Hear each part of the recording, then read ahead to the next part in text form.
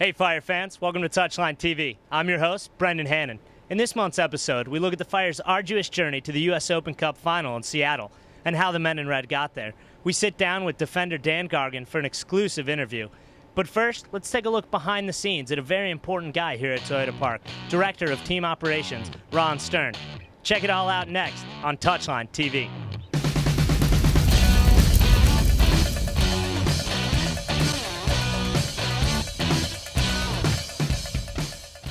Director of Team Operations, Ron Stern, has been with the Chicago Fire since the team's inaugural season in 1998, but his involvement in professional soccer goes back even further. After I graduated college, the World Cup was here in the United States. Went to work for the World Cup here in Chicago, doing some special events for them. After that, MLS came about, got my start in the Kansas City Wiz at that point. Once I knew Chicago was getting a team in 1998, I wanted to get back here. It's my hometown, and to work for a soccer team in my hometown is kind of like a dream come true. Stern has been responsible for the team's travel arrangements for all domestic and international games for over 10 years. Really hasn't changed much. We still fly commercial. Lots of challenges involved with that, and going through airports and dealing with everything from baggage to canceled flights to late flights. One of the bigger changes has been a little more difficult to travel now since September 11, 2001.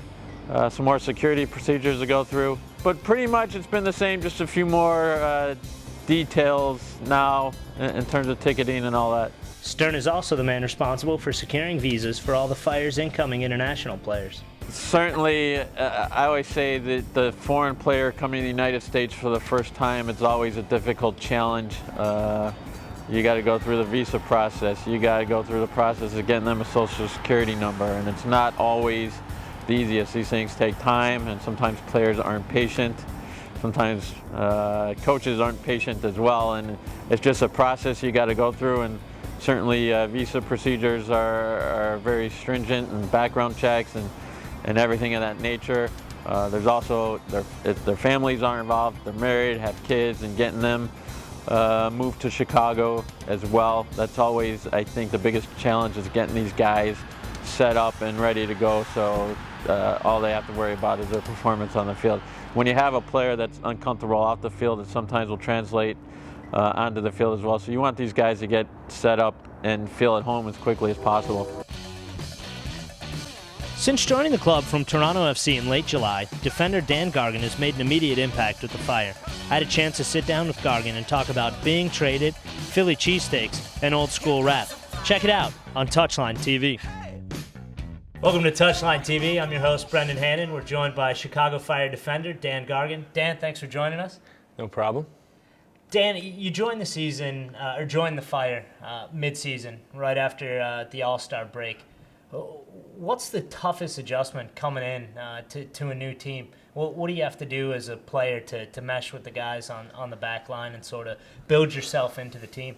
Yeah, there's certainly a lot of adjustments to make when you move from one city to the next, and I'll certainly start there. Finding a new apartment, getting settled and into living, and for me, it's not just me. I'm moving with a fiance and a dog, and trying to get everyone settled, not just myself. And then add into that, you're here to perform and to do a job, and so you have to kind of take it, I think, small steps and try and knock stuff off your list. But to come into a locker room, you're the new guy with surrounded by 30 other personalities and 30 other characters in a locker room that you need to kind of learn quickly and adjust to almost immediately. You play a position that requires a certain level of bite. You've also scored a goal this year against your former club in TFC. What gives you the most joy as a defender? Is it taking a ball off a guy, taking a guy down, or scoring a goal? Like, what for you is the highlight of a game? Certainly taking a ball off a winger, who's coming down the line and going back the other way with it is one of my favorite things to do. Obviously as a defender, but threading a ball for a forward is definitely a great feeling. But obviously the name of the game is to score goals. So anytime you get an opportunity, especially as defender, because you're not in that position to score goals very often, when you have the opportunity and you get to bury one, that's a pretty good feeling too. Ball off the post in San Jose probably killed you a little bit. Yeah, that was frustrating. I had my patented open the book and closed it, and I was just a bit unlucky. So it happens. Yeah. You played high school ball in Philadelphia with another guy who is a professional, Jeff Lorenowitz with the Colorado Rapids. Yep. As high schoolers at Chestnut Hill Academy, what did you ever think that you would play professionally? Was that ever the goal? Jeff's been one of my best friends since we were younger, and grew up playing together. And I think that I can probably speak for any little kid that plays a game and plays it with intensity and passion, and why not continue to compete, and if you can do it. I think that I probably would have rather gone to the NBA, but my height held me back a little bit, that and my jump shot. But I think that there was something. I certainly had a desire to continue the game because of my love for it and my passion for it, and luckily, I had the opportunity. When talking about Philly, so dinner time comes around, and you're forced to make the decision. Are you going Philly cheesesteak or deep dish Chicago pizza? That's an easy decision for me. I'm taking a cheesesteak for sure. Are we going whiz and wit, or what's the standard? What's your spot? Well, in Philly? I'd like to say on record that I started a trend in Philadelphia, which is American whiz with, which is both cheeses, American and whiz. I mean, sounds healthy. It's very healthy, and then you do the same thing on the fries and get the fried onions on the fries with the cheese. It's magnificent. So next time you're in Philly, I highly, highly recommend it. Inside the locker room, there's a lot of music before training, after training, before games, after games. We've been inundated with a lot of Lil Wayne, or Wheezy, as I like to call him. What are some of the jams you put on for the guys? I think there's a lack of old school rap in there. So what are you putting on? Yeah, you know what? I'm trying to. I'm trying to rotate the selections. Sean's heavy on the Wayne, Ja's heavy on the Drake. I'll deal with both those guys. I can't say that I dislike either of them. I'm a fan of both, but I also like a wide array of music. And luckily, I got the spot right next to the stereo, so I have some input there. So. Actually, this morning we had on a little Frank Sinatra to start the day, all right. Followed by a little G Love, and then where did we go after that?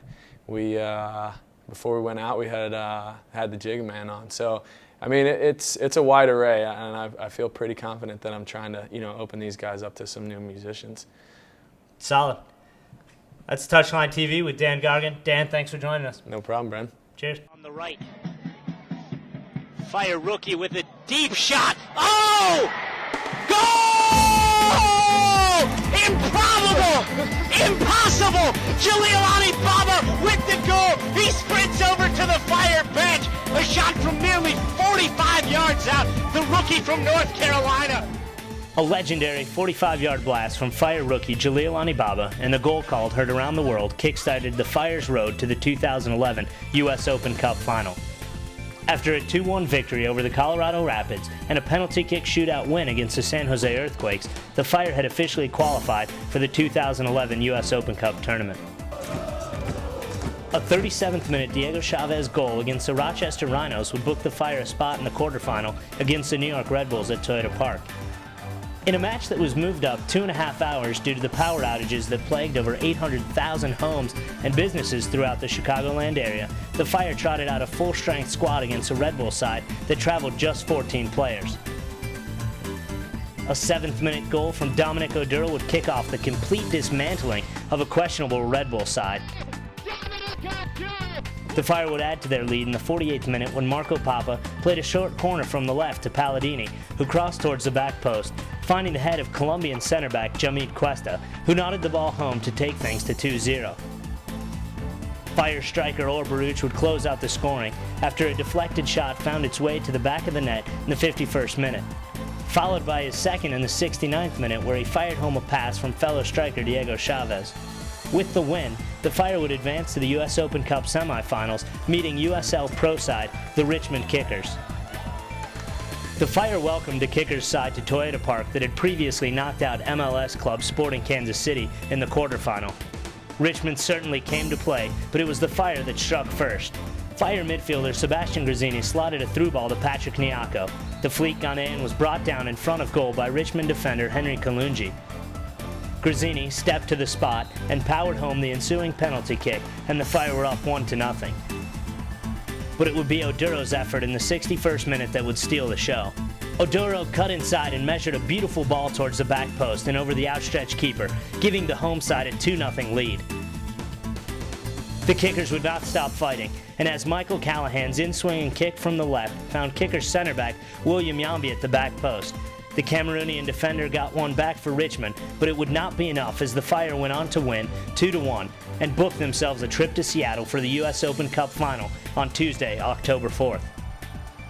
But for sure, we're all excited. I mean, it's a big opportunity and moment for a lot of the players, but also a big moment for the club and for these players to write some history. It's also an opportunity to give guys an experience and knowledge of how important this tournament is to us. And for a long time, I've seen it year in and year out. But with a group of young players and players that don't know the league a whole lot, are learning from this tournament this year of really how important it is to us. So, we're going to go out there and do our absolute best and do everything we can to win that championship. And now we're off to Seattle, where the Fire will compete for their 5th ever U.S. Open Cup title. This has been Touchline TV. I'm Brendan Hannon. Go Fire.